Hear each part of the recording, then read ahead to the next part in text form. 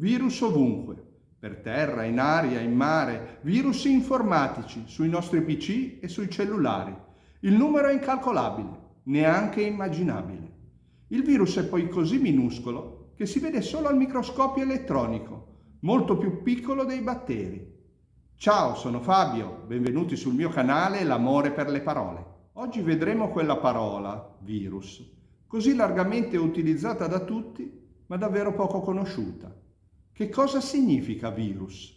Da dove proviene questa parola? Perché viene usata per indicare un agente infettivo in ambito medico? Sono tutti interrogativi a cui dovremo trovare una risposta.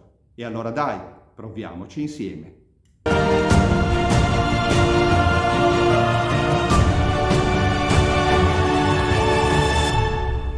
Il virus non è una particella vivente, non si alimenta, non si riproduce da solo, non è composto di vere cellule. È una membrana di proteine che avvolge del materiale genetico, dove stanno le informazioni per replicarsi e che non può decodificare. Deve per forza violare una cellula ospite e sfruttare il suo organismo. Fuori di essa non sopravvive a lungo.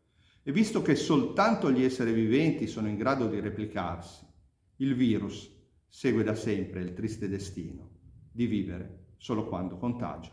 E anche noi, quando tanto ci danniamo perché qualcosa di nostro venga talmente apprezzato da diventare virale, possiamo a malapena confezionare un buon prodotto, non riusciamo a diffonderlo adeguatamente. Proprio come il virus, che per replicarsi ha bisogno dell'apparato della cellula infettata, così noi necessitiamo di sistemi specifici, come la notifica su YouTube, la condivisione, i vari mi piace e l'iscrizione al canale.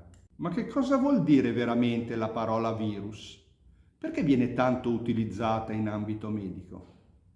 Come spesso è accaduto nel corso della storia, la terminologia medica sfrutta la duttilità della lingua latina e si avvale delle sfumature di un sostantivo, intriso di tossicità fin dalla nascita. Il sostantivo latino è virus, che significa umore, secrezione velenosa di animale o pianta, veleno, sostanza benefica, e in senso figurato malignità. E la sua radice è vis, che vuol dire forza, attività, aggressività. Così a partire dal 1500 la parola latina virus entrò a far parte del gergo medico, prima per indicare una sostanza nociva e vigorosa in grado di causare una malattia, e in seguito, solo alla fine dell'Ottocento, assunse il significato di agente infettivo particolarmente aggressivo, virus, appunto.